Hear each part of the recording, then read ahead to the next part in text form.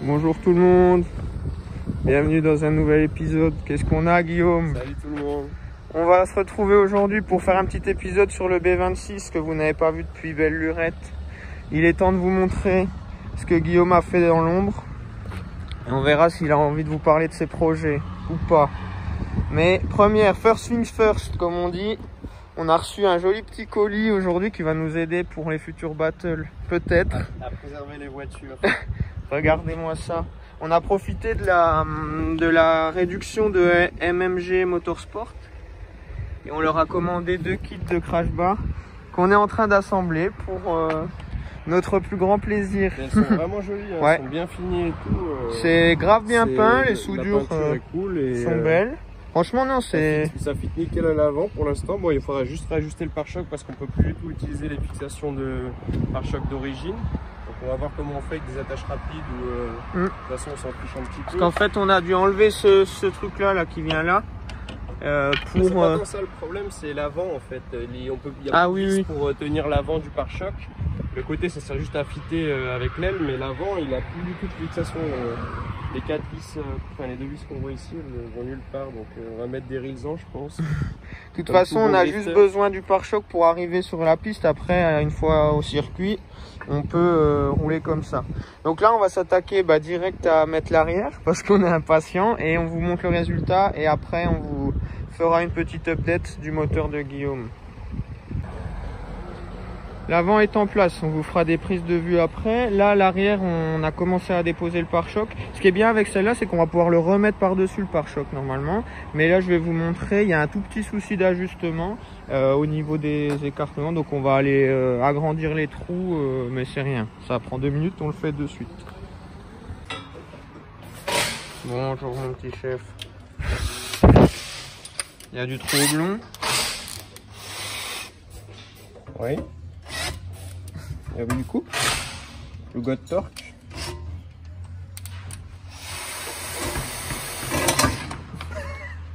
On va pas te casser le poignet.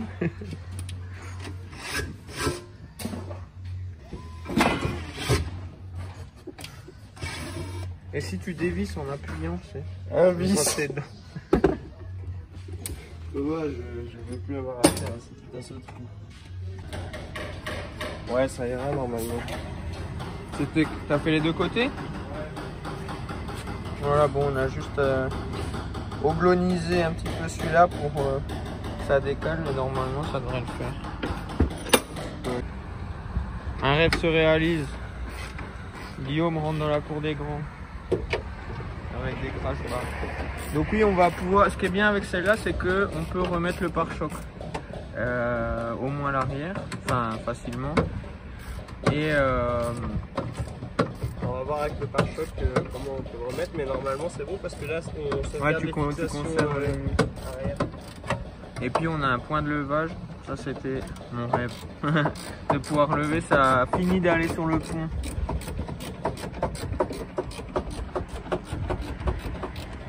Alors, si vous souhaitez remettre le pare-choc avec les crash bars arrière, vous allez être embêté par la traverse ici. Donc en fait il faut qu'on découpe là pour faire passer les tubes, voilà. Donc on va faire ça.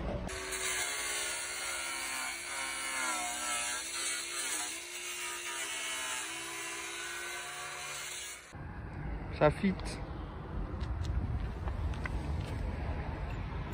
Après quelques coups de pied.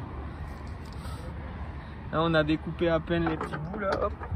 Et oui, faut à peine forcer, mais ouais, regardez ce jack point.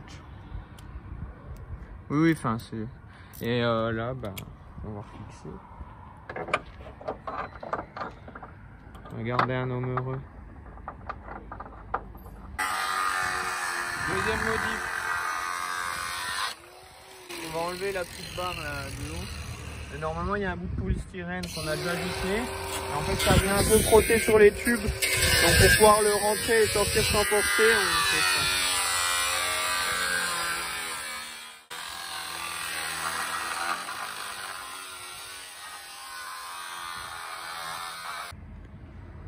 Ça y est, ni vu ni connu. Ça se remonte du coup avec le pare-choc, avec tout. On a juste le petit jack point qui dépasse, mais c'est fait exprès. Donc une petite découpe à faire ici. On a enlevé un bout de polystyrène ici, on a découpé dans la traverse. Et voilà, après ça se remonte. Et c'est ni vu ni connu, donc ça c'est top. Et par contre à l'avant, va falloir qu'on regarde pour refixer le pare-choc avant. Parce que ça va pas être la même histoire. Il y a un lowrider.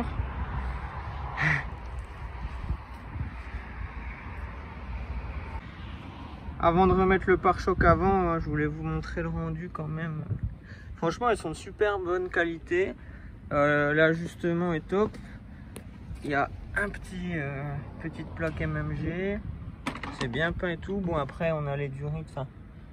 Là, on n'a pas encore, enfin, on n'avait pas prévu qu'il y ait autant de jours. Donc, ça passe pas. Enfin, il y a un petit ajustement à faire, mais ça va très bien déjà. Et donc, on a enlevé la traverse, celle-là, là, du pare-choc. On va remettre juste le pare-choc et on va voir comment le fixer en rapide, je pense avec des riselants, comme tout bon drifter qui se respecte, et histoire d'avoir une plaque, etc. quoi. Et après sur les track day, le pare-choc il sautera, je pense. Qu'en pensez-vous? C'est lourd. Hein. Ah, franchement c'est beau, hein. Moi j'adore. Pour ceux qui veulent des autocollants, n'oubliez pas, il y en a à vendre. Toujours. On a un petit stock. Il y a un petit stock d'autocollants à vendre, comme je vous disais, c'est pas... Regardez la gueule que ça donne. Ah bah là, voilà. Ça plus transforme, la crash bar. Ça transforme n'importe quelle voiture en voiture de drift. Tout à fait. Bon, pendant qu'on est dans la baie moteur de Guillaume, que vous n'avez pas eu d'update depuis un petit moment, il y en a plusieurs qui m'ont demandé de ses nouvelles. La meilleure chose à faire, c'est de le laisser s'exprimer. Guillaume, est-ce qu'on peut savoir ce qui s'est passé ces derniers mois? Ben, pas énormément tant que ça, parce que il y a eu le corona et tout, j'ai pas trop bossé dessus. Mais en gros, la voiture roule plus depuis 6 mois. Elle roulait bien, on était allé faire une journée training en mars au budget, donc le P26 il va nickel, là, ça il n'y a pas de souci. J'ai rajouté 2-3 petits trucs pour la fiabiliser. Le circuit de DA, je vous avais déjà montré, je l'avais refait avec un radiateur. Pareil pour le circuit d'huile maintenant, parce que je montais à 120 degrés pendant les trainings. Donc on était un petit peu limite en température d'huile. Donc j'ai fait une petite pâte, j'ai mis un radiateur d'huile et j'ai mis un couvercle fait maison. En fait ça va directement au radiateur d'huile. Ouais, ça remplace le porte-filtre M3. Voilà, donc comme ça je refroidis beaucoup mieux en huile, c'est bien plus pratique. Et je suis surtout passé sur une Kadata. Ah, en fait. Voilà. Et donc c'est pour ça que là vous avez le tuyau qui est pas propre encore parce que j'étais encore en pleine gestion. Je viens de terminer la gestion map, du coup on supprime le délimètre, on passe comme Thomas en mode ouais, je perds. Oui, donc ça passe sur un capteur voilà, map. on passe en mode capteur map du Kadata, donc le calculo est là-bas dedans. Et puis vous connaissez, on va pas vous remontrer, c'est comme Thomas, j'ai fait ma gestion en mode Atmo, je suis parti sur une base de Carto M3 et atmosphérique que j'ai adapté pour le B26. Et donc ça marche pas trop mal. Et puis après, est-ce qu'on a des... Alors, on va pas vendre la mèche, ou peut-être pas, enfin pas moi en tout cas. Pourquoi ça, Guillaume? Pourquoi est-ce qu'on veut un Kadata? Pourquoi parce que j'avais, vous le saviez, le moteur tournait déjà avant, j'avais déjà une gestion d'origine qui tournait très bien, que j'avais fait reprogrammer. Mais en fait, j'ai d'autres projets futurs. Parce que je peux pas laisser Thomas aller tout seul dans sa course à la puissance. Donc j'aimerais installer un compresseur. En fait. Voilà, ça y est, c'est dit. Guillaume agit dans l'ombre depuis un petit moment. Il a récupéré un compresseur Eaton qui va être installé prochainement. Là, il est en train de maqueter. Enfin, surtout. Ça va être assez long parce que j'aimerais bien faire les choses nickel. Et du coup, là, j'ai les platines. En fait, le compresseur va se mettre ici. Ça n'existera plus, mais ça se mettra juste au-dessus de l'alternateur.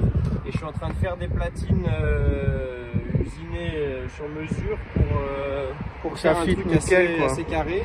Poser le compresseur dessus. Après, il restera les poulies à fabriquer aussi sur mesure, les tendeurs à faire. Et le piping pour aller à l'admission au collecteur et en filtre à air quoi. Donc il y a pas mal de taf, c'est en cours, dans l'ombre comme Thomas a dit. Mais oui, on pourra. Je voulais pas vous montrer un truc pas fini. Et, bah surtout on le fera. Enfin, je filmerai quand on fera, quand on se mettra vraiment dessus. Voilà, là, il y a eu un maquettage pour pouvoir déjà placer le dessin en CAO pour l'instant, donc il n'y a rien d'excitant. J'ai juste le compresseur, une platine, la deuxième qui arrive prochainement. Après, il me faudra. Bah, c'est pour ça que j'ai pris la Kadata. J'ai juste un jeu d'injecteur à prendre en plus gros et terminé quoi. C'est ça qui me plaît un peu dans ce montage, c'est que c'est assez simple. Excellent. Et le comportement aussi, je préfère du compresseur. Par rapport au turbo, hein, je parle. Ouais. Bon, donc ça c'était niveau moteur. Voilà ce qui se trame un petit peu. Est-ce qu'on a eu d'autres modifs? Oui, j'ai oublié de vous en parler, mais quand la dernière fois que je suis allé rouler au budget, sur le chemin du retour, la boîte commençait à être un peu bruyante. Toutes les vitesses passaient bien, il n'y avait pas de souci, mais ça faisait les bruits de roulement de boîte un petit peu, plus que d'habitude. Et il faut savoir que, comme c'est une 320i d'origine, j'avais la boîte Getrag, qui n'est pas réputée pour être des plus costauds. Donc ce que j'ai fait aussi, qui m'a pris pas mal de temps, c'est que j'ai changé par une ZF comme Thomas. Donc c'est un modèle du moins qui résiste à 500 Nm facile, donc moi je suis large. Et puis ça roule un peu plus la Saint-Maté en drift que la Getrag. Et du coup, il y a pas mal de adaptations parce qu'en fait, il faut changer le demi-arbre de transmission pour en mettre un de modèle ZF parce que les Getrag sont plus courts. Donc c'est pas les mêmes longueurs, donc il faut trouver un arbre de transmission. La tringlerie de boîte pareil, elle n'est pas coudée pareil sur la ZF que sur la Getrag, donc il faut trouver ça aussi. Et enfin voilà, c'est des petites pièces à trouver, ça se trouve, hein, mais c'est des petits ajustements à faire. Donc ça fait là, que la boîte ZF est mise et ça roule nickel. Par contre, on est resté encore en 168, hein, bien sûr. Mais ça, on verra pour la suite. J'ai utilisé que le demi-arbre côté avant voiture, pas l'arbre arrière. Voilà, c'est ça. Excellent.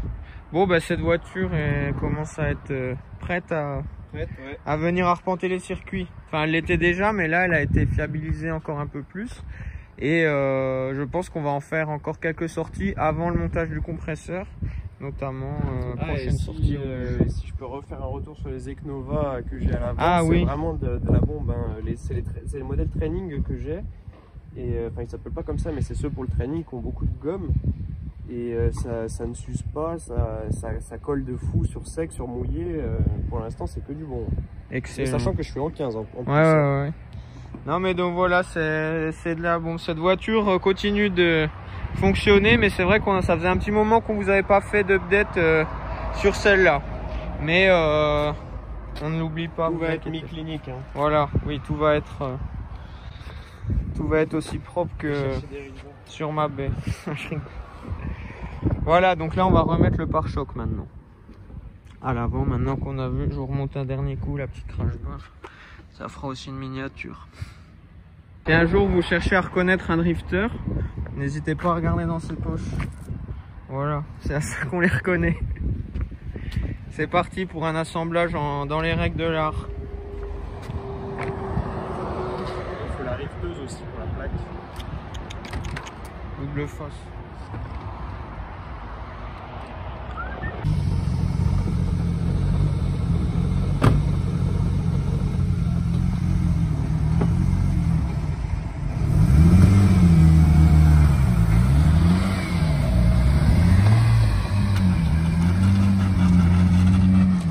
Fenwick en action. Pour rappel, Guillaume a juste les calpola, qu'il n'a pas les triangles rallongés. Et là, il voulait regarder si il a eu un petit dégueulis de DA apparemment, et il voulait vérifier que ça le refasse ou pas. Mais apparemment non.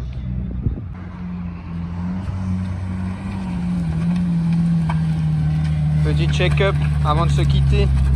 On va la mettre sur le pont pour faire une petite vidange de boîte. Puisqu'on l'a montée mais sans la vidanger. Et j'en profite pour vous montrer cette petite voiture. C'est ma première voiture, enfin c'était pas celle-là, hein, mais j'avais une 106 S16 et c'est une de mes voitures préférées. Celle-là en plus elle a la config parfaite. Bon, revenons-en à nos moutons.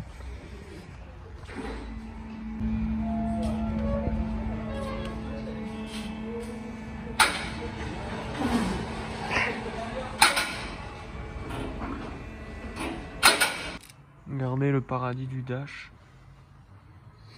Petite DA sur mesure. Là vous êtes dessous. Radiat d'huile, radiat DA, radiat d'eau. Et regardez-moi cette place. Petit collecteur momifié. Tout est neuf. X-Brace aussi.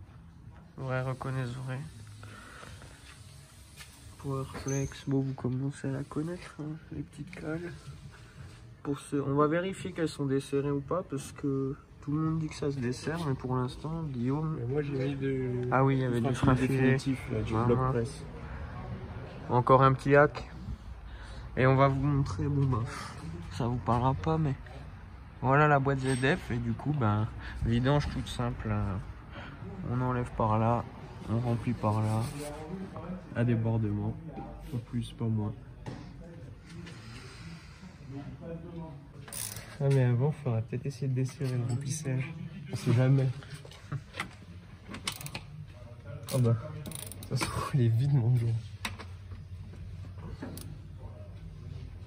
Tintin, Tintin, Feindra.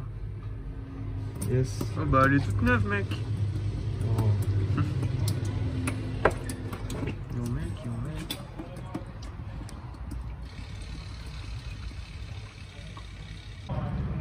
Une fois que c'est vidangé, vous remettez le bouchon en bas et vous pouvez venir par le côté pour faire un remplissage par débordement. L'idéal étant d'avoir une petite seringue.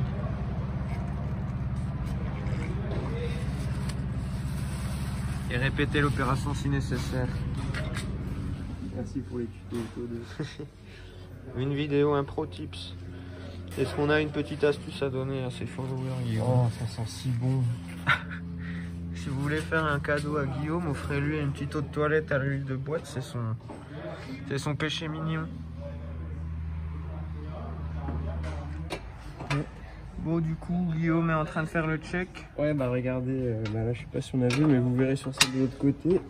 On voit là. Il y a un petit 8e et un quart de tour qui se dessert. Après moi j'ai roulé au moins 1000 kills depuis que je les ai, donc c'est pas étonnant, j'avais jamais vérifié encore là, c'est la première vérif après, celle-ci je l'ai pas faite, vous allez voir peut-être. Ouais, vous voyez, là j'ai mis presque un quart de tour. Mais bon c'est logique, hein, cette conception comme ça, on a de l'aluminium sur de l'acier, donc les dilatations sont pas pareilles, les vibrations non plus, donc ça se dessert. De toute façon tout ce qui est en alu, les cales en général, c'est pareil pour les cales de roue, ça finit par se desserrer un petit peu. Faut juste vérifier souvent, c'est tout. Voilà, le tout c'est de le savoir comme on le disait. Ouais. Bon du coup, la voiture est prête, vidange faite, ça c'est checké, on est pas mal, donc... Là pour la sortie drift normalement. Ouais, donc affaire à suivre. Voilà, donc vous avez déjà des petites news du B26, si vous avez des questions, posez-les. On vous montrera le compresseur dès que ça devient un peu plus sérieux. Mais là en attendant, ben, on va aller s'amuser avec. Allez, à plus. Salut.